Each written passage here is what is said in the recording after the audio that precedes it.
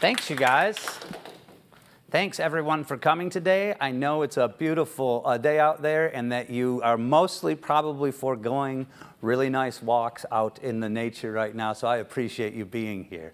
My name's Dale Carlson. I'm an architectural historian, a lecturer, a photographer, and also an author working out of Berkeley, Michigan. And I've been invited by the Ann Arbor District Library to talk to you today for about an hour, maybe a little bit more than an hour, about Mackinac Island. How many of you have been to Mackinac Island for a day during your lifetime? So everybody raise their hand. Good. I'm glad to hear that. I think, Willow, I think you're the only one that hasn't, actually. You got to do it sometime, man. It's real cool. So anyway, before I get going too far in my lecture, I'd like to thank the Ann Arbor District Library who invite me out to speak regularly. This is, I don't know, getting close to 10 times, I think, at this point. And also Pete Pesquet, who does a lot of the organization work to bring me here. So thanks so much. I really appreciate the continuing business. I'm going to break down my lecture to you today into 5 easy-to-understand parts. I'll give you a bio of myself and how my books and lecturing career came about. We're going to look at the research resources I drew upon in creating this lecture. We're going to look at a large, really long list of significant structures on the island. And then we're going to finish it off with 3 important burials up by the top of the island that really tie in the history with the architecture. I'll stick around and answer as many questions as you guys have after we're done. Hey, good to see you. Thanks for coming. So if you like what you hear today, I encourage you to sign up for my email updates. There's a little pad of paper over there with I think I put a pen out, maybe I didn't, but anyway, I periodically send out educational email blasts about architectural history of the metro area, the city, and the state. And on top of that, I also keep my group of subscribers informed of where I'm going to be presenting next. And I'm doing it a lot these days. I have 60 bookings for 2026 so far, and I think I'm probably going to get close to 100 by the end of the year. And I'd love to see you guys in my audience again in the future. All right, well, let's start off with my bio. My interest in the state of Michigan and city of Detroit's architectural history, it begins in the early 1990s when I leave my boyhood home of Traverse City, Michigan to attend school at Michigan State University. And back then, I had a lot more hair. One of my favorite things to do back then was to drive to the city of Detroit pretty much every weekend for many years on end to take in what was a really exciting and groundbreaking Detroit techno and house music scene.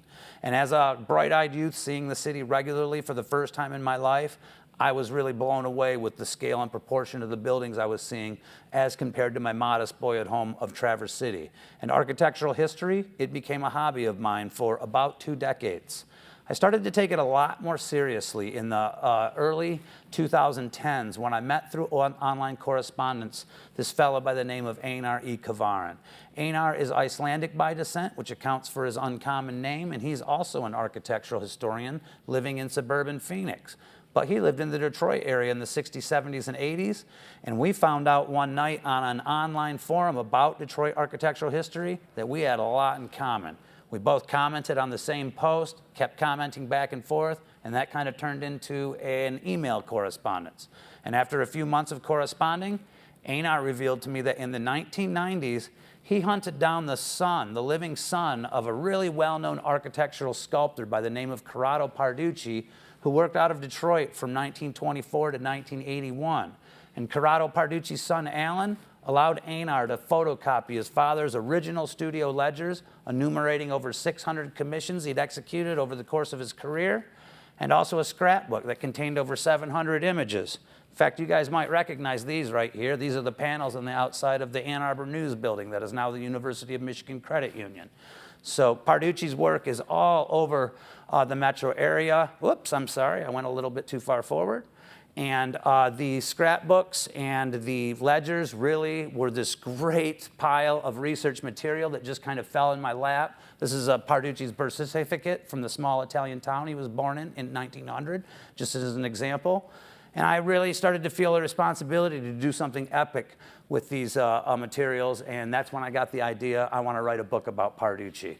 Got that idea around 2013.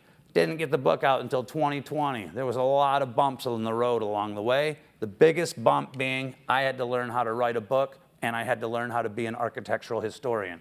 two things I had never done professionally before. So being a competent architectural historian, it really comes down to knowing where the local archives are, knowing who the local experts are, and really being able to ask the right questions so that you can present and defend as factual what you put in the book. So not only did it teach me to be competent in that field, but writing the book was also such a fulfilling experience that I followed it up in the next couple years. Hi, thank you for coming today. With two more books that I released in early 2021, one about Albert Kahn's extant structures in Southeast Michigan. The Ann Arbor News Building is one of them. And one about stained glass in the city of New Orleans. And I'm currently working on a similar guide to stained glass in Metro Detroit, but it's going to be a much larger book.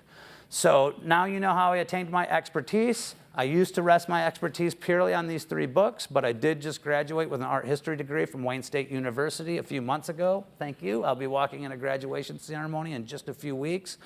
And I'm also now officially an agent of the Michigan Stained Glass Census. And I also lecture and lead tours for the Detroit Historical Society. 18 times I'm going to do it this year, and hopefully that continues into next year. All right, now you know about me. Let's learn about the research resources we accessed in writing this lecture. We're going to start off with Michigan State historical markers. There's a ton of them on the island. You can't walk around the island without running into them. And I can tell you as a professional historian, for the most part, the state is very good at vetting the history that ends up on markers. That doesn't mean there's never an error. There are no perfect historians, and there's no perfect architectural historians. But for the most part, you can usually have faith in the histories you read on these markers. Also, there's a National Register of Historic Places inventory nomination form for the island. I can't remember what year it was published. Oh, I want to say around 1960 maybe. It's 1,000 pages long. So there's a ton of material to draw on in there. You're never going to run out of stuff to learn about the island. That's how deep its history goes. And not just that the history goes deep, that there's been a lot of historians out there who've examined it in a lot of different publications. Newspaper archives are my favorite way to discover American history. You're going to see quite a few of them as we go along. Most of them, of course, are Michigan related. There's going to be a few you see from outside of Michigan, but newspapers can be pretty reliable, but sometimes they can be, hyperbolic and inflammatory. Usually not when it comes to history of this nature, but you always have to vet history you learn in newspapers too and try to find secondary sources that back up what you learned there. History books can be really great too. There's many about Mackinac Island. We got a couple about cottages here, like 3 of them. People love the cottage history there. That's what mostly, those are the buildings I'm going to cover today. But also the military history. Phil Porter, he's one of the best historians working on Mackinac Island. He wrote a couple of these books. Even the British military history gets covered at length. Grand Hotel. Has anybody ever had an operation done at Beaumont Hospital? Ever wonder where it was named? Who it was named for? It was named for a famous physician whose notoriety was established by what he did on the island. We're going to learn about that too. So anyway, it's a great crop of history books out there. And those are, for the most part, the research resources I've accessed in writing this lecture. So let's get on with it and look at the huge list of structures I'm going to share with you today. And the first one isn't even on the island, but it's one that everybody sees when they make a trip to the island, and that is the Mackinac Bridge, one of the top engineering highlights in the state of Michigan, constructed 1954 through 57, designed by Dr. David B. Steinman. And has anybody ever done the Mackinac Bridge walk? Am I the only one in the room? Highly, highly recommended if you guys, I'm a lifelong Michigander, born here in 1971 in northern Michigan. And anybody who's lived here their whole life, this is an absolutely exceptional experience. I've only done it once in 2010, but I'm going to do it again this Labor Day. I've already made a commitment with my entire family. It really gives you an opportunity to look at the amazing engine. This right here, this is just mammoth. This is where a couple of the cables connect that, it's like the size of like 20 human bodies, and it's just a joint for the cables, So you get all kinds of looks at the engineering that there's no way you can get driving by in a car. Also, it's got kind of a cornerstone on it. On one of the major piers, there's a little metal plate here, American Bridge Bridge Company. That's a division of U.S. Steel, a company that was created purely to build the Mackinac Bridge. But they did so good on it profit-wise that the company stuck around after the bridge was built. But you're never going to be able to get a shot of that good riding by in your car at 50 miles an hour. So. And there is my family the day after we walked the bridge in 2010, and my late wife there, Carolyn Venegas Jones, without whom I wouldn't be doing what I'm doing today. Oh, and you get a little certificate too, which is real nice.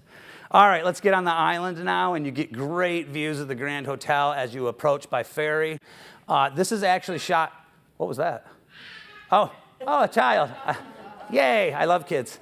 I was like, somebody stepped on a duck in the, a squeaky duck or something. So this is actually shot quite a few years ago, because the day I went up last summer, there was actually some nearby fires that were causing a huge haze that was really affecting the aesthetic quality. That shot of the bridge I showed you was also from a 2009 visit because it was too hazy. But that haze doesn't really affect you much when you get right up next to buildings, and most of the rest of the photography you're going to see is from my trip there last summer. Here's the approach to the Arnold Transit docks, but more importantly, it just gives you a sense of how you can observe Fort Mackinac from the shore. And that's one of the most important installations on the island. Here's where we're going to go on the island today. We're going to keep it mostly on the south touristy end here. We're going to go to the top of the island to look at those cemeteries. And there's a second fort on the island. A lot of people don't know about it, but to me, it's one of the coolest places on the island. So we're going to get up in that fort towards the end of the lecture there. And then just zeroing in a little bit, it's called Fort Holmes. Up there at the top, that's the second fort that a lot of people don't know about, but it was called Fort Pierce when the British controlled it at a certain point in history. We are going to start off, actually, let me show you what we're going to do real quick. Here's our dock. We're going to go this way. We're going to look at a bunch of cottages along this way. We're going to look at a little, I'll tell you about it when we get to it. We're going to cut through some paths over here to get to the Grand Hotel. We're going to look at the exterior. Then we're going to go look at some of these West Bluff cottages. We're going to double back, and we're going to look at the Grand Hotel on the interior. Then we're going to come down this road right here. We're going to look at a really cool church. And then we're going to go up this street right here. It's called Market. Has quite a few historic sites. Then we'll get down to this area, and we'll look at some stuff on the East Main Drag there. And then we'll go up and look at some East Bluff cottages. And then we'll head up to like the Governor's Mansion, Fort Mackinac, and the two cemeteries and the second fort I was telling you about. So a lot of stuff to cover. I like to pack a lot into my lectures. If anybody starts getting glassy-eyed around 1 hour even, don't worry. I won't be insulted if you got to go take a nap somewhere. It's fine. It's fine. Okay, Main Street cottages. So we're getting off the dock, and we're taking a left, and this is one of the first we're going to run into, and this is really representative of what can happen in terms of zoning on the island over the years. This started out as a private cottage. It was used for a few years as a commercial like restaurant. Then it went back to cottage for a few years, and now it's again commercial. It's a hotel. So it's been through a lot of changes. Originally built for Charles M., Hattie, and Clifford M. Anthony of Peoria, but they do pretty well for themselves. And they're all going to build their own individual cottages as the years go on, and that's why it gets into other hands. This cottage has also been through a lot of changes architecturally, as have many cottages on the island. Probably the most important change is they lost this kind of pergola kind of tower here that's obviously super, super unique. But also the frontal features have changed dramatically, kind of Queen Anne-ish in both incarnations, in my opinion, although it's simplified here and maybe gets a little bit closer to what we'd call Carpenter Gothic. And most of my historic pictures, they're going to come from the two books about cottages that I pointed out at the opening of the lecture. So I'm not sure what happened, what year that remodeling happened. It's not recounted in the book, but it's been the Windermere Hotel since sometime in the late 20th century to the present. And when you're on the island, you are going to see this at a lot of cottages. Work crews, constantly working on it. The deed restrictions on the island are really tight. If you don't keep your property looking ace, you're going to hear about it. because you know, the island is so heavily contingent upon tourist income, and what tourists loves to see is complete perfection when they go to the island. So obviously not complete perfection while they're up there, but you see that just constantly, there's constantly work happening. Did you have a question, ma'am? Yeah, do they tell you what colors you can use on your cottage? I don't know that for sure. That's a great question, but I would not be the bit surprised if you have to satisfy a group of people in terms of what you do, decor, even landscaping wise. From what I understand, when privately owned, and this is, I don't understand this process that thoroughly, but this is what I've been told by a few people. When a private family owns a cottage and they pass away on the island, there's neighborhood associations that buy up the island. And then the next property owner is actually somebody who leases through that ownership organization.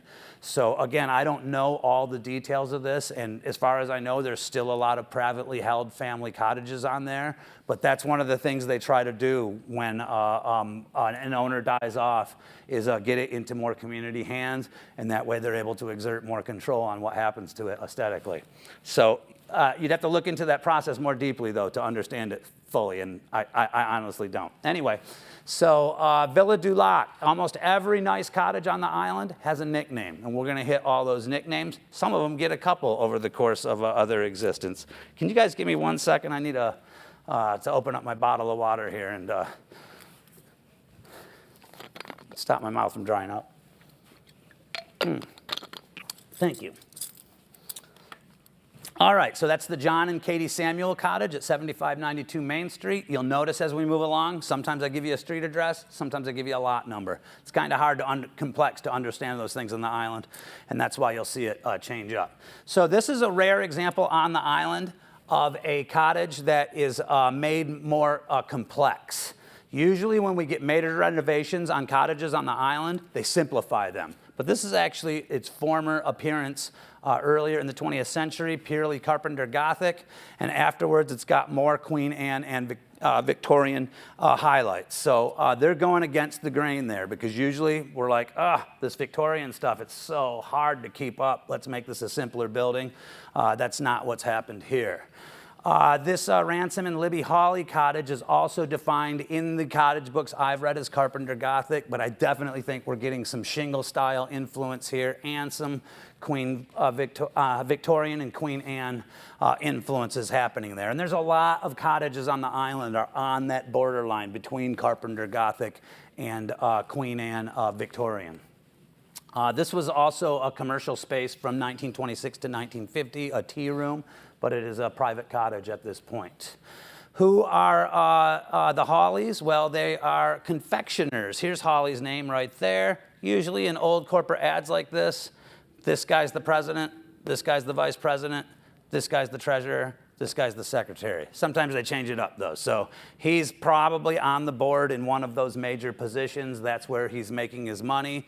And he even gets mentioned periodically in the free press when he's going to take a vacation. They did that a lot with rich people back in the day. Tell you exactly, whoa, they're going to New York this month. They're going here that month. Also, Mr. John Owen gets mentioned. He's a pretty well-known guy in Detroit. He's going there for the summer, too. We're going to get to him. He's got a cottage on the island. All right, remember how I was telling you earlier, the Anthonys, they all ended up building their individual cottages? Well, this is one of the first, the Clifford and Flora Anthony Cottage at 7634 Main, also known as Lakewood Cottage. Haven't been able to determine the architect here. Don't know a lot about the history, but I wonder if it's been updated, because these long curved arches here, they kind of aren't really fashionable in 1899. They kind of come along later in architectural history. Not that they're unheard of, not that they're unprecedented, just not common. Makes me wonder if this got a facelift sometime in the 20th century that changed its appearance a little bit. Don't have any evidence to prove it one way or the other, though. That house was brick? I'm sorry. Wood? That's brick? No, I didn't. I'm sorry, I didn't say anything about brick. Is it brick? No, it's wood. It's definitely wood. Those are all wood shingles there, yep. So there's a little bit of shingle style influence too, because basically shingle style in its most simplest inception is putting shingles on the side of your house instead of siding. But there's a lot of other things that define shingle style as well. So there's a little bit of shingle style influence there, and yep, that's not brick, it's wood, yep. Kind of hard to tell from this picture, yep. because, I mean, it's got a little bit of a brownish brick look to it. Moving on to another cottage that the Anthony family built later, the Charles M. and Hattie Anthony Cottage. It goes up in 1899, just a few lots to the west. It's called the Corner Cottage. And then just a little bit further down is an unknown cottage. I don't know what year it was built. I don't know who the architect is. I don't know who owns it, but you run into that a lot on the island. Stuff where you can only appreciate the beauty and you really don't get to learn much more about it. I love the look of this place, except for the kind of orangish color they've chosen. That's not my favorite, but other than that, they got this place looking great. All right, so we just covered all these cottages going up to here. We're now gonna go to this spot right here. What is that spot? It is one of the many spots on the island where the film Somewhere in Time is commemorated. Who has seen the movie Somewhere in Time? All right, most of you. For those of you who haven't, I recommend you check it out because a lot of it takes place on Mackinac Island. Christopher Reeve and Jane Seymour are the stars, and people who visit Mackinac Island absolutely love Somewhere in Time history. So this is a little plaque along a shore that overlooks the lake. That's what the lake looks like from there. And this is the spot where they first meet in the movie. And the movie involves time travel. They have this love affair that transcends historical eras. All right, so if you walk through the woods through that spot, through some trails, you can come up to the Grand Hotel in this clearing, this courtyard out front. And I'll tell you, the hotel, they actually charge you to go inside or walk the porch there. And if you approach from this side, the east side, there's going to be somebody standing there saying, oh, you got to pay money to go any further. Don't go that way. Cut through the woods, through this courtyard. There's nobody that's going to tell you you can't walk up these stairs. And you can get up right there in the front without getting harassed by that person that wants 12 bucks from you. I don't mind paying the 12 bucks. I understand what they're trying to do here. And, I feel like my 12 bucks supports the continuing greatness of this hotel. So some people resent it, and I'm just like, it's only 12 bucks, no big whoop. But if you guys want to skip it, come through the courtyard and you can get up there. So the Grand Hotel is really a super interesting case for so many reasons. The architects are from Detroit, Mason and Rice. The builder, Caskey's from Michigan. He designs a lot of the cabins and also like cottages in places like Harbor Springs, Petoskey, Charlevoix, places like that. But what's really interesting is if you get right up to the front, you're gonna find an error on their attribution. Also, let's look at this right here. What's different between this and this? Oh, all these guys right here, where'd they come from? So in 1918, they completely took off the entire roof, added another floor, and then put a roof back on that's exactly true to the original design. So a really amazing a renovation project that happens, what is it, about 3 decades after it's originally built, that adds a ton of extra space while staying true to the original intent of the original architects for the most part. But what's really interesting is if you walk up to that main entrance, like I was telling you about, you're gonna find this historical marker, not a state historical marker, notably. Who's this guy? Well, this guy's brother-in-law, but he wasn't the architect. How do we know he wasn't the architect? Because Mason and Rice get the fact that they're the architects, reported in about 10 different newspapers throughout the state at the exact same times, giving the measurements of the building. There's absolutely no question that Mason and Rice are the architects. Begging the question, why has this stayed up there for about the last 20 to 30 years? Well, somebody doesn't want to admit they're wrong, which, I think kind of is a problem in our society right now, unfortunately.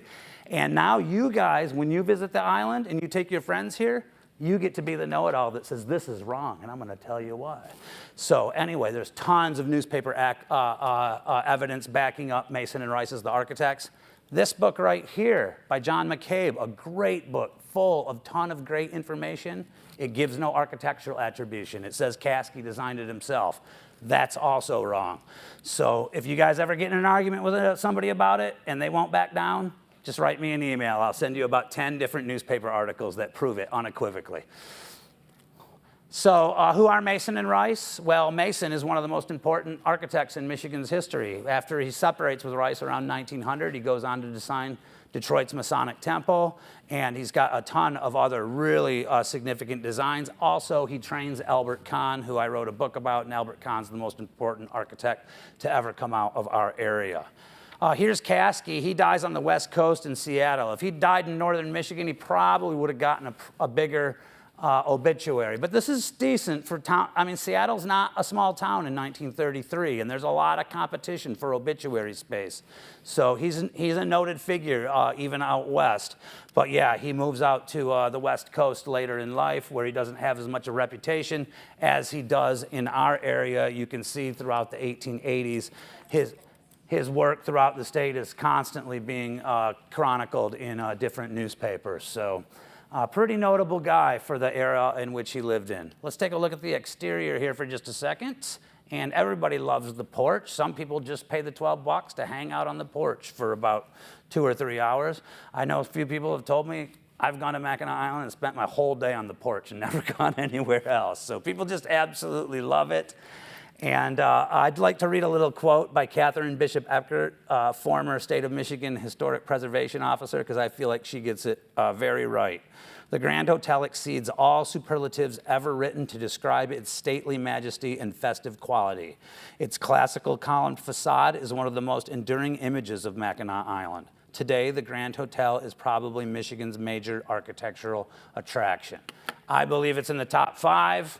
Maybe not number 1. Sounds like Eckert thinks it's number 1, though, and I can't blame her for feeling that way. Definitely one of our top architectural classics here in the state. Just a few more views. There's that woman right there who's going to tell you you can't get any further if you approach from the east. So remember, avoid her by walking through the woods and going up through the stairs. I mean, she's nice. She says it polite with a smile on her face. But she's like, $12, please. Actually, she sends you to a desk where you pay. All right, here's more history on the Grand Hotel. These are from inside. And inside, there's a ton of alcoves that talk about hotel history. But you know what's weird? So they have a ton of pictures like this. On none of them is Mason and Rice attributed. I feel like there's somebody who controls the decor in the hotel that is protecting the person that insists on having a historical marker outside with the wrong architect on it. But that's all speculation on my part. I don't want to harp on it too hard, but boy, I wish they'd change it. All right, so we're gonna head to some West Bluff cottages now. This is an old plot map from View from the Veranda by Phil Porter, and we're gonna switch to lot numbers now instead of street addresses. So if you're at the hotel and you walk to the west in the road right in front of the hotel, and you just keep walking west, that's where you're gonna hit these West Bluff cottages. And most of these people trace their money back to the Chicago area, unlike the East Bluff, where most people trace their money back to the Detroit area. Note the architect's name, Asbury W. Buckley. We're gonna see him a bunch. So there's a little bit of shingle style influence happening here. You can't see it very well, the divisions, but these are actually shingles on the side and not siding. But also there's some colonial revival happening here. This one has undergone another major simplification, as evidenced by this early photo from the late 1800s when it was first built. And a lot of these cottages have gone through a lot of changes over the years.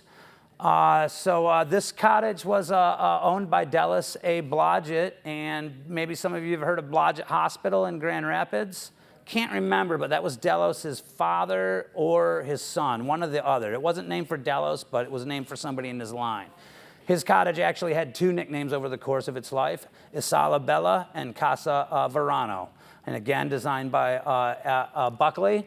And Blodgett, he was very high profile in the Grand Rapids area, died on November 2nd, 1908, or probably the day before, actually. But you get your picture in the paper when you die, you're definitely a notable citizen in almost all cases. Moving just a little bit more west now, the John and Margaret Cudahy Cottage. I'm not sure I'm pronouncing their last name correctly. This is in lot 25. Another Buckley design known as the Pines in the Queen Anne style. But again, with shingle style references. Almost every cottage on this stretch of West Bluff has some shingle style influence on top of the Queen Anne action. This cottage was formerly owned by former Michigan Governor G. Menon Soapy Williams. I keep forgetting to capitalize the S in there, but one of these days I'm going to get to it. He was governor from 62 to 88, so quite a few terms. And again, his cottage, nicknamed the Pines, great interior era-specific shots from Phil Porter's book there. And Cudahy, there he is with his family. There's his portrait from 2 different books about the cottage. He was a meat packer in the Chicago area, and he was a protege of Armour, the guy who founded Armour Hot Dogs. So he was really connected in the meat packing industry. Maybe even one of those guys that Upton Sinclair wrote the book about, The Jungle, that everybody knows cleaned up the meatpacking industry back in the day. I don't know if it fits in the timeline, actually, but anytime you talk about meatpacking in America, The Jungle by Upton, it's by Upton Sinclair, isn't it? Yeah, it comes up. David and Margaret Hogg Cottage. This is built 1887 to 1888, remodeled 1893, lot 24, another Buckley design, known as White Pines in the Queen Anne style. And this is the last time I'm going to point it out. Almost every one of these has references to the shingle style in the siding that's chosen for the house. So a lot of these houses have like tons of stairs. In the back, do they have an elevator or something? I can't answer you that. I've never gotten inside one of them, actually. Oh, yeah, I'm sorry. Our attendee is asking, are there tons of stairs? I'm going to say absolutely. And probably high-quality lumber. Elevators, I don't know what the building code on the island is. I would bet a few of them have somebody in their family that has special needs and want an elevator, then they've gotten a yes. But I bet some have been turned down, too. Just speculation, though, because, you know, a big part of historic communities like this, anybody who's ever lived in a historic neighborhood knows that the local historic group or the city will tell you, no, you can't make any changes to the house that aren't true to the history. So I would bet that's the case in quite a few places on Mackinac Island, but I don't know enough about it to say 100% for sure, just speculation. But stairs, yeah, I bet you're doing some climbing in here for sure. Quick question. Yeah, go ahead. So if you're to change, a lot of historic areas be very particular about the exterior, but are they also very particular about the interior? Yes. The attendee is asking those kind of city codes and historic designation codes, do they apply to interior as much as the exterior?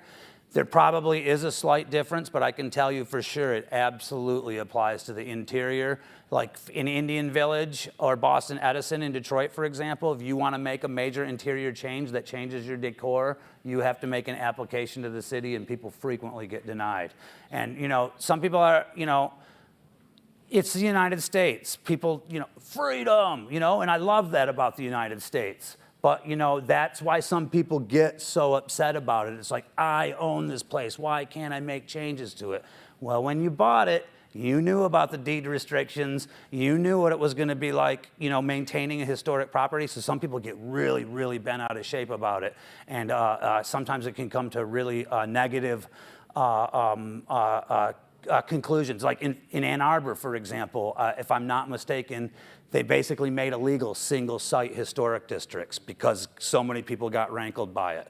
Now, you want to look into that history to make sure I'm getting the story right, because I don't know the whole story. But, you know, some people were upset about that because it means you can't just take a single property and call it historic, that it has to be surrounded by other historic properties to get that designation. So anyway, there's a lot to that area of investigation. I wish I was more of an expert on it, but that's the most I can tell you about it. All right, moving on. This is probably my favorite cottage on the island, and I think you guys can tell why I love it so much. Just so well taken care of. The cloth awnings are just priceless. I bet they change these out every couple of years because, you know, those take on a lot of stain with the change of the season, and you can't have stained awnings on your cottage on Mackinac Island. Cairngorm is the nickname there, and I've got 3 different angles because I love this one so much. And the name Hannah is connected with the previous cottage owner that I didn't tell you anything about his history because they ran a business together in Chicago. A couple of great interior shots from Phil Porter's view from the veranda. And let's learn a little bit about Hannah and Hogg. They ran a saloon in Chicago. That's no big deal in the 21st century around where we live. But in the late 19th century, you're kind of looked at a little bit side-eye when you're a saloon owner. In fact, you can very easily get insinuations that you're doing something wrong at your saloon, like possibly running a gambling ring in the back room, which they got accused of at one time and ended up in court over. Well, you know what else they ended up in court over was the right to drink on Sundays. And they sued the city of Chicago for that in the late 1800s, and they won. So if you've ever done any day drinking in Chicago on a Sunday, you can thank Hannah and Hogg to a certain extent. All right, moving just a little bit further west now, the William and Sarah Agnes Amberg Cottage, built in 1892, another Buckley design, another Queen Anne with shingle-style influence, also known as Edgecliff, and at another period in its existence known as Inselheim. There's our guy Amberg, and what did Amberg do with his life? He was very involved in the paper industry. He started out making stationery, but that kind of grew into all kinds of different complex business forms. And then even later in life, he made enough money that he started, getting on boards of like banks and insurance companies and things like that. So that's where Amberg made his money. Let's talk a little bit about Buckley, the architect. We can see that he is really active around Kalamazoo in the 1890s. And he ends up moving to Chicago later in life, and he hardly ever gets mentioned in the paper anymore, even though he's still active as an architect. Why not? Because Chicago's the epicenter of architecture in the world in that era, and there's 100 other guys there competing for newspaper attention with him. And he's just not covered as much because he's mostly an architect of more modest structures. And if you're making skyscrapers, you're more likely to end up in the paper than Buckley is. He passes away in 1924, and his remains are returned to the Coldwater area where he grew up. Last one on the West Bluff, the Henry and Frances Lehman Cottage, built in 1888. There was actually a guy in a neon like orange shirt working on his garden right here. I airbrushed him out. Yeah, we can't have you interfering with the beauty of this cliff cottage in the Queen Anne style with touches of a shingle style, really complex design there. So very, very visually striking. All right, Henry Lehman, he's involved in title and insurance and banking companies, and he makes most of his money as a financier, again, based in the Chicago area, as most of the cottage owners in the early days are. Let's back to the Grand Hotel. We're going to look at the interior now, and here's that lovely porch. Go ahead, ma'am. So these cottages, are these year-round homes or just summer homes? So the attendee is asking if the cottages are year-round or summer homes. And, we actually have someone with us today that has visited Mackinac Island in the winter. And when he got out there, he's like, what did we come here for? Because there's nothing going on. So to the best of my understanding, the vast majority of cottage owners, these are summer places, and they live in other places during the winter. But there is a small year-round community on the island. I can't speak to what places on the island are living, though. I can tell you, though, that recessed way far away from the touristy area, there's a totally normal housing, lower middle class service industry workers living area that looks like any kind of like neighborhood that you'd see in like say Redford or one of the middle class towns that has very modest homes in our metro area. So that's kind of interesting, but it's not that exciting to analyze in terms of the strikingness of the architecture. So I'm going to say mostly just summertime people. I would bet there's one or two out there that like to stay the whole winter though. Sounds really lonely. It sounds like Jack Nicholson in The Shining, So things could go wrong out here. All right, the inside of the Grand Hotel is totally beautiful. Everywhere you turn is visually engaging. I love the floor here. It just works great for a long photograph down a hallway. And you go into different rooms. There's different kind of very colorful furniture, just foliage and lamps and beams, just very, very busy And one of my favorite things about it is a lot of the walls have these period-specific murals that are kept in absolutely perfect condition, depicting different seasons and different activities on the island over the years. And again, you do find some history about the hotel on the inside, but they need more stuff in there, mentioning Mason and Rice, the real architects of the hotel. Also, here's another somewhere in time location. There's a little niche inside the main concourse there of the hotel, a whole room that is devoted to somewhere in time memorabilia.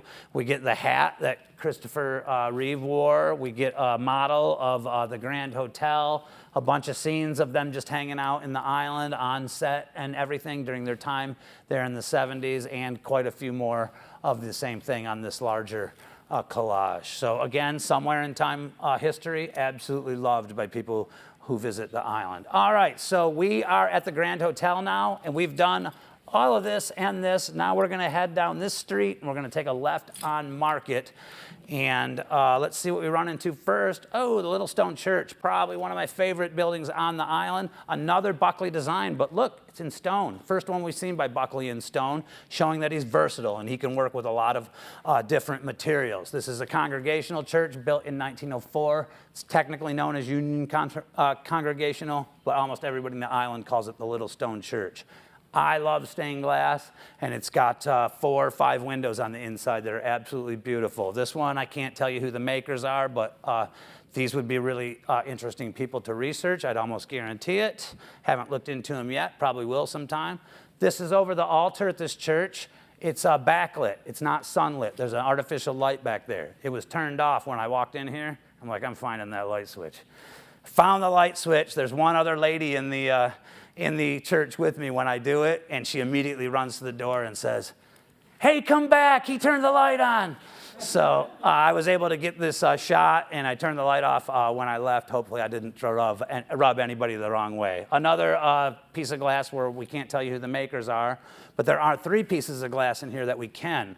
They're by the J&R Lamb Company that operates mostly out of New York and New Jersey. They still exist, and they are the longest continuously operating stained glass company in the United States at this point. There were other companies that came before them, but they've all gone out of business. These guys have been steadily in business since the mid-1800s, maybe even early 1800s. Here we have a Native American scene on the island. Fur traders, fur trading history was huge up there. John Jacob Astor actually had a base of trading there. Robert Stewart, really important pioneer figure on the island. And also William Ferry, one of the earliest reverends on the island, trying to convert Native Americans. Who knows how much luck he had with that. So just trying to give you some idea of the stature of J&R Lamb. These are really amazing windows to have on the island. There's other churches that have windows, real nice windows too, but identifying the makers has been significantly more difficult. We walk towards Market Street. We're going to see on the opposite side of the street their parsonage. I didn't investigate the history here, but it looks like late 1800s, early 1900s. Again, Queen Anne elements, shingle-style elements, kept in absolutely perfect shape. All right, so when we get to Market Street and take a left, this is the view we're going to get, at least on a really nice day on the island. And we're slowly getting towards the fort here. But I just got such a perfect scene here that I had to include just an idea of what kind of a mood and atmosphere you're going to experience when you head up to the island this summer for your own day there. Market Street, I'm not going to read this all to you, but it's it's the hub of commercial activity in the 1800s when it's still dominated by fur trading. The hub of market activity ends up moving one street to the south shortly after this. Biddle House is one of the oldest structures on the island, built circa 1870s. Is Edward Biddle the builder? I put a question mark on there because he actually isn't and has quite a great story. But that is super old, 1780. That's among the oldest structures in the state of Michigan. It gets a full rebuild after it's, I believe it got moved to this spot. No, this is the original spot, but you can see there's a full rebuild that takes place in the 1950s here. This is what it used to look like. They stripped it down to all but its most basic usable wood, and the rest is replacement wood. So probably only about 60% of the structure actually dates back to 1780, and the rest is rebuilt around it. But you can see that the chimney is definitely original, which is a really important part. The stonework is pretty easy to preserve usually. And here's a lot about the Biddle history. Not going to read it all to you, but it explains that Biddle is not the original owner of this home. It's constructed in a French colonial style, though, called piece-sur-piece. And we're going to talk about that one more time because colonial styles of building and preserving them in the island, that's one of the missions of historians there. And there's some great examples where they show you exactly what makes it unique. We'll get to it in a second. Mackinac Island Courthouse and Police Station, built 1839, pretty early on Market Street. I want you to remember its design because we're going to look at another building that looks just like it a little bit down the road. And that building, the builder's known. This one, I couldn't find a report of who the builder is. I'm pretty sure it's exactly the same as the other building I'm going to show you in a little bit here. Remember Stewart on the stained glass? This is where he lived. This is a federal style architecture that dates to 1817. Usually we only see federal style in this awesome of shape, you know, in Boston, Philadelphia, Connecticut, on the East Coast. This is an absolute treasure of Michigan architecture here to see a federal style building that beautifully maintained. So on the third floor, was that the family or were the maids and stuff living on the third floor? The attendee is asking about the division of space inside the home, and I can't speak much to that, to tell you the truth. I didn't go inside. There is a museum there these days, and I bet they can tell you about those kind of arrangements, but I can't shed much light on it, unfortunately. Sorry. If we walk from Market Street to Main Street on the right cross through, we're going to find these two historical markers that talk about the Bonga Tavern. The Bonga Tavern doesn't stand anymore, but it is an important part of the island's architectural history because it's considered the earliest hotel and first place on the island that's really about tourists and hospitality rather than serving the military population. And interestingly, it's owned by a black couple. And black people who have recorded history that early on the island in Michigan, super, super rare. And that's one of the reasons that this historic project to get these markers got so much momentum. They get so much space because that's really important pioneer history that needs to be preserved. Let me see if I can show you. You're going to find that right there. You walk, this is just a pedestrian alley right there from Market Street to Main Street, and that's where you're going to see that Bonga Tavern historical marker, and it is believed to have stood right in that general area as well. All right, so now we're down on Main Street, and we're going to start walking towards the east side of the island, and as I was explaining to some of my colleagues here today, the histories of the downtown commercial district buildings are not as well known as the cottages and the military forts. It's out there to be discovered, especially in the National Register of Historic Places nomination form, but it's a significantly more complex process than studying books that other historians have already written about the cottages and those kind of properties. So I only cover a couple here, but there is a lot more to discover. I probably could write another whole lecture about Mackinac Island architecture that concentrated on the downtown area, because I'm only going to look at a couple for you. What are we definitely going to do when we're on Mackinac Island? We're going to buy fudge. You know, this is actually a holdover from, I gave this lecture at my mom's retirement community down in Florida a few months ago, and she insisted I put a part about fudge in there. I normally don't cover this, but I forgot to take it out, so let's do it. So the most popular, most well-known, Kilwins, Murdoch's, Ribas, definitely, but don't sleep on these guys because they're awesome too. Murray Hotel is great too. Those are the biggies. And there's my brother, my oldest brother there, watching this guy make fudge back in 2009, one of the visits I made. And of course, he's going to purchase some afterwards, as did my late wife, Carolyn, bless her heart. That was at Ribas. Joanne's, though, a lot of people will tell you, this is the best fudge on the island, and they also had the best fudge pictures online for me to lift. So don't sleep on Joanne's when you guys go this summer. All right, also downtown, I love this building. I was not able to find out much about it at all. I suspect it's probably early 1900s. It's very common, just simple house, but everything is done and made so visually arresting just by having an awning and a great color combination.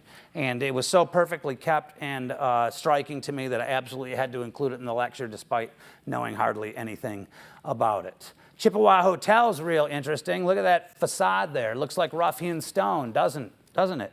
It's not. It's imitation concrete block pounded out of galvanized iron siding. So that is really super architecturally intriguing there, and those are some of the kind of details you can figure out about downtown buildings if you go digging deep enough. All right, let's start moving further east on Main Street. We're gonna run into the Indian Dormitory, built in 1838. Have anybody ever wondered where Schoolcraft Road or Schoolcraft College got its name? It's this guy, Henry Rowe Schoolcraft, who worked a large portion of his career in the United States Bureau of Indian Affairs. Shortly after his stay on Mackinac Island, he goes out further west and does some stuff for the government out there. This only lasts as an Indian dormitory for a short time before, I can't remember the other usage they had for it, but right now it's the Richard and Jane Manoogian Mackinac Island Museum of Art. Let me see if I can remember what else they used it for. I think I might come to it in a second here. But another great federal style example, not quite as impressive as the Stuart House because of the Stuart House's grandiosity, but still uncommon to find federal style architecture in this good a condition outside of the East Coast. Oh yes, that's right. It was used as a Mackinac Island public school from 1867 to 1960. In 1960, they finally started a public school district there that had more than one building. So up until 1960, it's a K through 12 building. So that's kind of interesting. Here's what it looked like at the peak of its usage as the schoolhouse. But then there was later a historical renovation project to bring it back to its original appearance, and that's why it lost that front wing and the projecting porch there. Oh, also, I should probably mention the Mackinac Island, I can't remember the name of the organization off the top of my head, but Mackinac Island State Parks. They put up tons of historical markers too. They really care deeply about their history. I would rate their historic markers as accurate as state of Michigan historical markers. You'll find them all over the island. All right, so we're still on Main Street here, but we're gonna cover one on Main Street called Brigadoon, a beautiful, beautiful place owned by George T. and Susan Arnold. Who might know off the top of their head why the Arnolds are so well known on the island? Anyone? Anyone? There you go, you got it, exactly. That is the ferry owner's name's cottage, George T. Arnold. He died in 1921, and the ferry company was so famous that he gets obituaries in Chicago, Grand Rapids, Muskegon, even as far away as Buffalo. So he was really well known for being the operator for, a ferry operator for many, many years. We've got a beautiful Catholic church on the island, architect undetermined, mostly built in the 1870s, but the steeple added in 1891. And why do I love this church so much? Because it's got awesome stained glass inside. Unfortunately, I've never been able to hunt down a maker, but that doesn't make them not worth sharing. Best window was up in the balcony. I went past the velvet rope to get this shot. Nobody got upset. So that's a good thing. Oh, here's this other building that kind of looks almost exactly like the police station, doesn't it? Except the tower juts out a little bit. It projects. We had a flat face on the police station, but that octagonal cupola at the top, it's pretty much identical. So we have a builder here, Hayden Burke. I bet Hayden Burke built that police station too. Same time frame as well. That police station, I believe, was 1836, maybe 1837. So just speculation on my part, but so strikingly similar in terms of architectural form that I'm pretty convinced. Mission Church, we're not going to show you the interior because it's the one of the three churches on the island that doesn't have stained glass. It's I can't remember what a denomination it is, but it's one of the ones that's like a little bit more like Quaker or Baptist, and usually they're not heavy on a decoration. This church is one of its biggest claims to fame is that it had a historic renovation project in 1895, and they bragged that they were the first historic renovation project on the island, an island that now hosts historic renovation projects every year. Let me get a sip of water here real quick, you guys.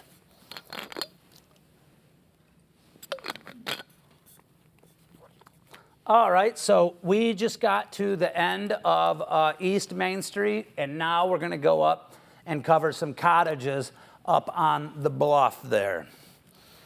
And this is the bluff we're going to be covering, although the cottages we cover go from about here to about over here.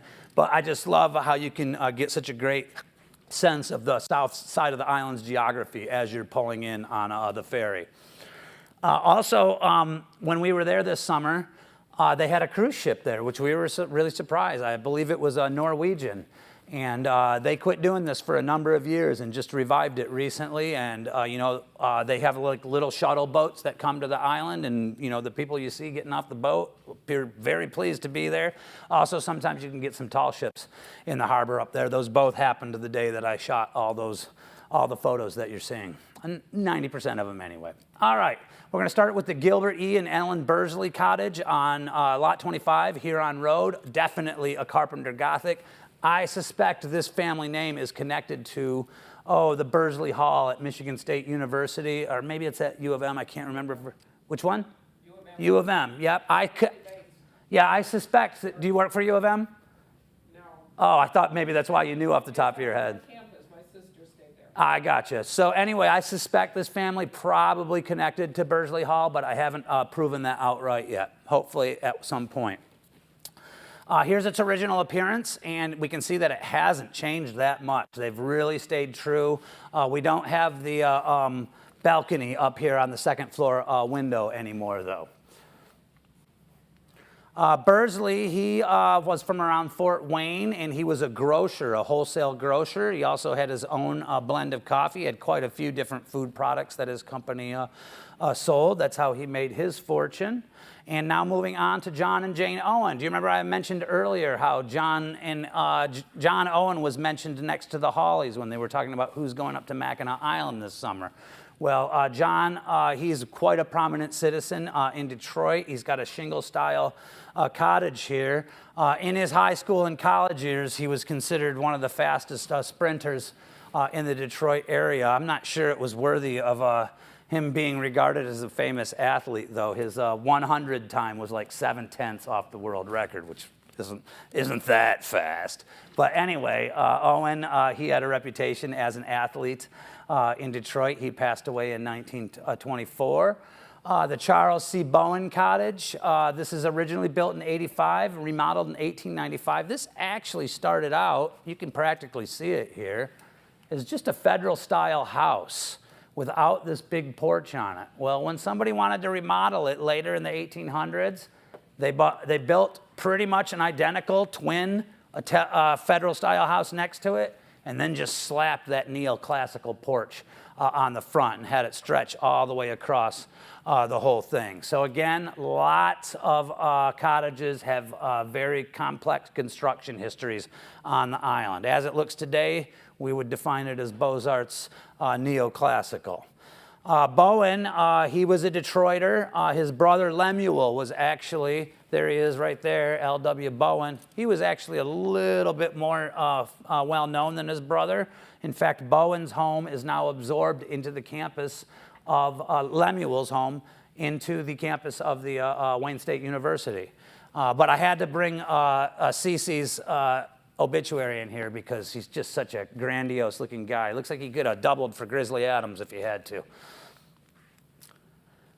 Milton and Lillian Tootle Cottage on Huron Road, Lot 20. The builder is a guy named Dowd, who there's a supermarket on the main street in Mackinac Island named Dowd's, and that's where that family traces their roots, their ancestry to this guy Patrick.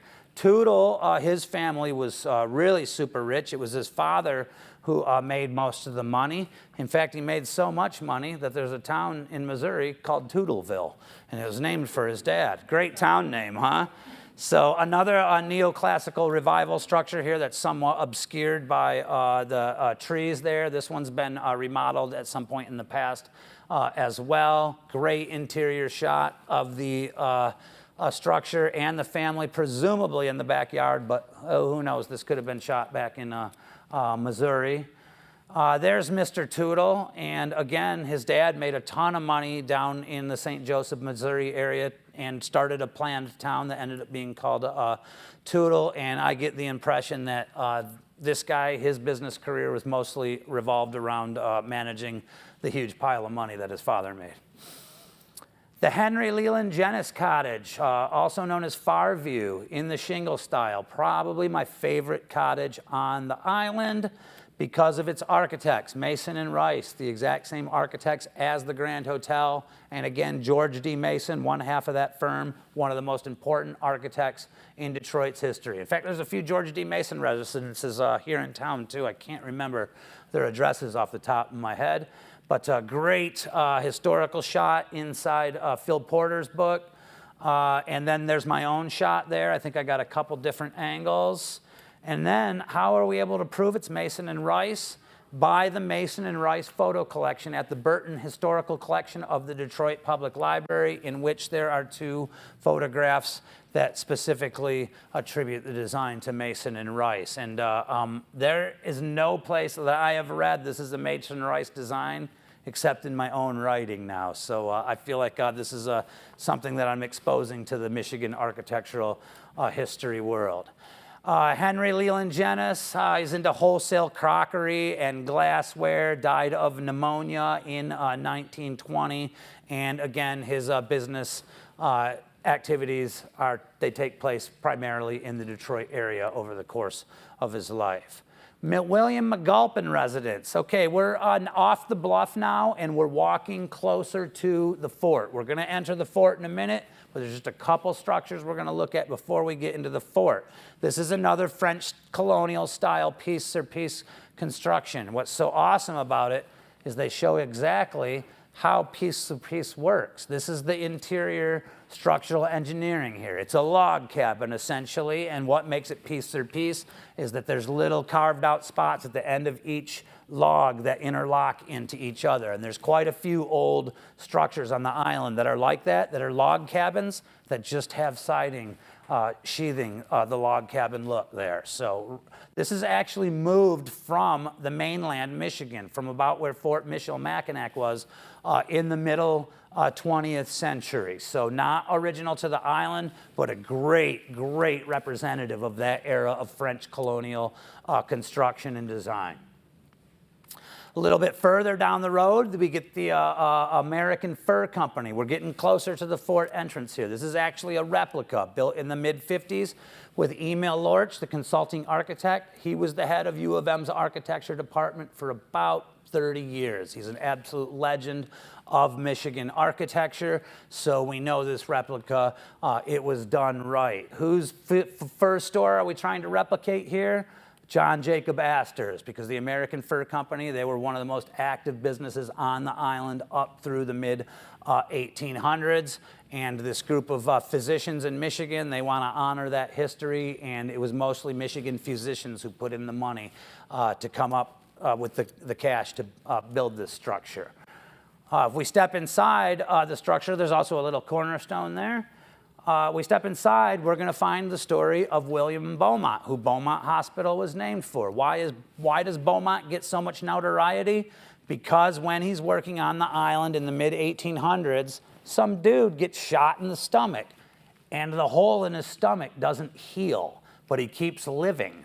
So Beaumont is able to do a bunch of gastrointestinal experiments on this guy that are just impossible with, a living patient that doesn't have a hole in their stomach. And those studies, they get him a lot of notoriety worldwide. He advances the science of gastroenterology wildly during his lifetime. And that's why we pretty much mostly know his name around here. Last church I'm going to cover today, Trinity Church.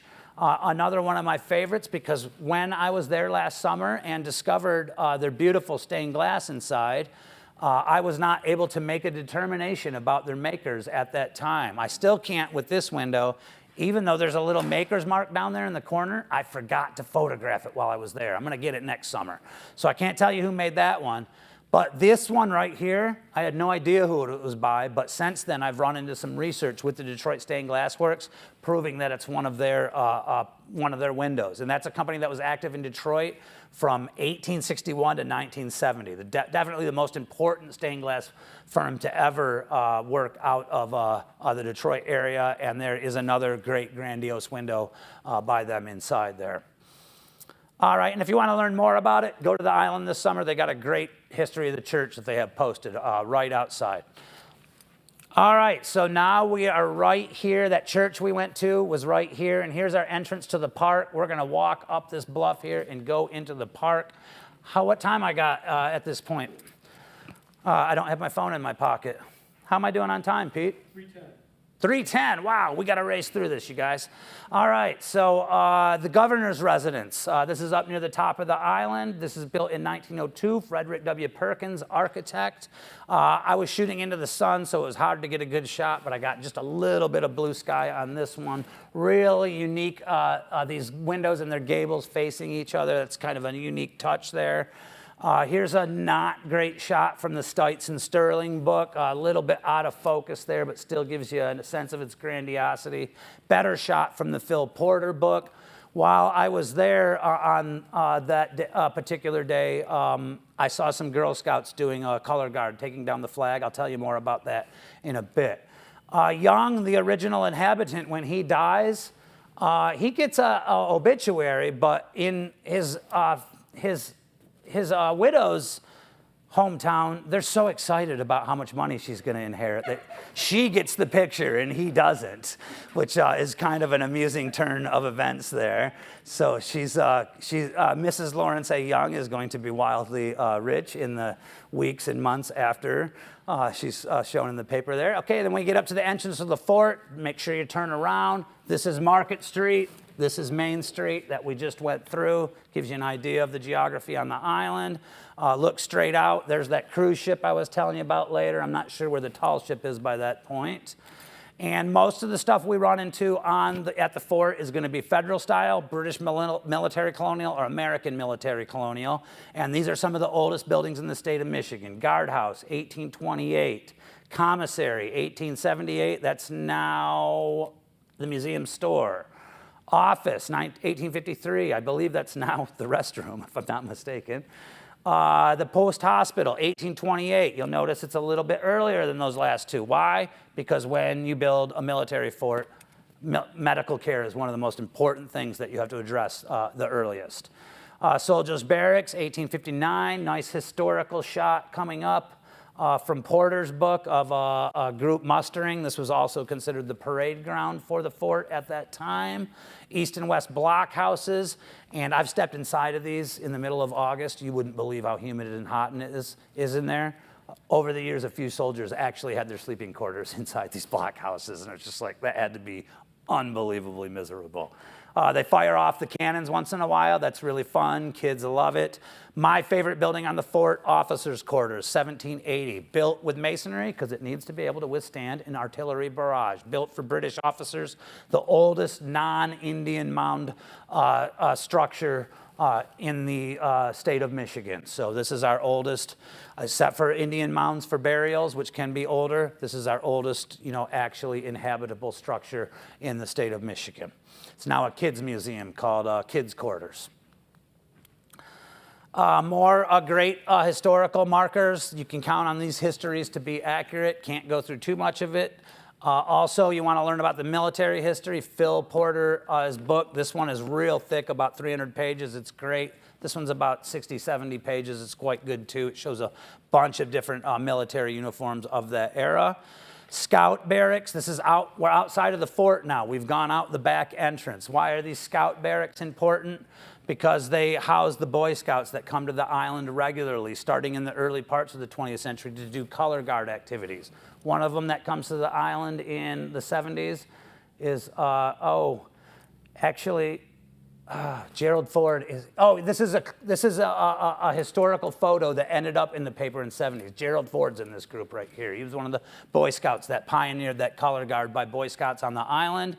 And Girl Scouts were there that day because Governor Milliken's wife, Helen Milliken, she championed a cause of getting Girl Scouts involved in this annual color guard stuff that scouting groups do on the island. And again, I got to see a group of Girl Scouts do take down the flag at the end of the day at the governor's mansion.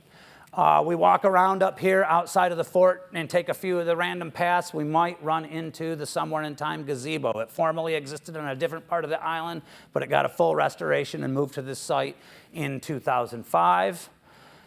And now we are up to Fort Holmes, another one of my favorite structures on the island. This was actually constructed by the British back in the 1800s because it's actually higher on the island than Fort Mackinac, and it gave a better view of the harbor than the Fort Mackinac does. Well, this fell into disrepair. It was repaired by the Works Progress Administration in 1936.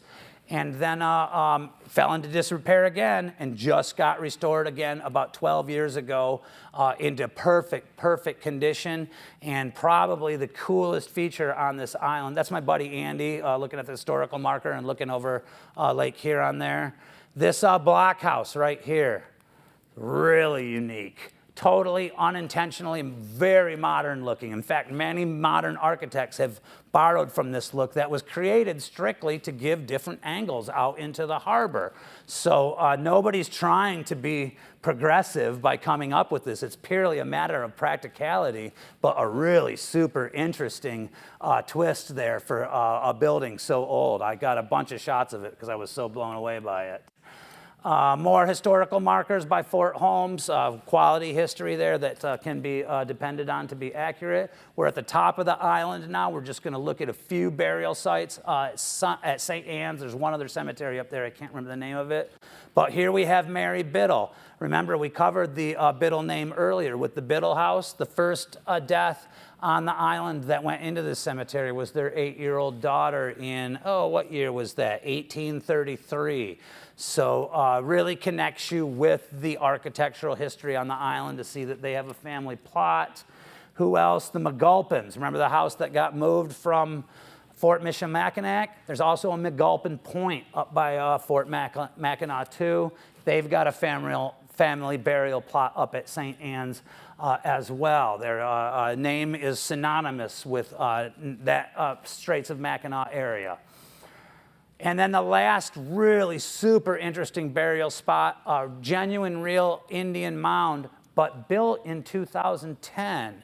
Now, how does that make it genuine or real? Well, because they brought in a lot of people that are in current tribes to actually execute this project. Why did they execute this project? Because they were excavating somewhere on the island for new construction. They found a grave site that had bones of unknown origin, and they were assumed to be Native Americans, and the people got together with a bunch of Native American tribal people from the state of Michigan and said, let's reinter these in a spot that's proper for the island. And that's where they got the idea for this Indian burial mound. And what I really love about it the most is that it reminds us that American architecture precedes the arrival of Europeans by many centuries, as evidenced by places like Cahokia, Mesa Verde, Taos, Pueblo. This is, in the tradition of real Native American mound building, and I just think it's a great reminder after taking a tour of architectural highlights mostly built in the 18 and 1900s. As you leave the island, you get to pass the Round Island Lighthouse, built in 1895. Just give you a sense of where that is. You can see it right from the shore when you're on the south side of the island. That's where I got that first shot. Second shot coming up in a second I got while on the boat. This was falling into disrepair in the 1970s. They had a renovation project for it, and a lot of Boy Scouts helped with that as well. And there is my last shot as I ride back to the place where my car is parked. Thank you for your attention today, folks. I hope you've enjoyed what you've learned.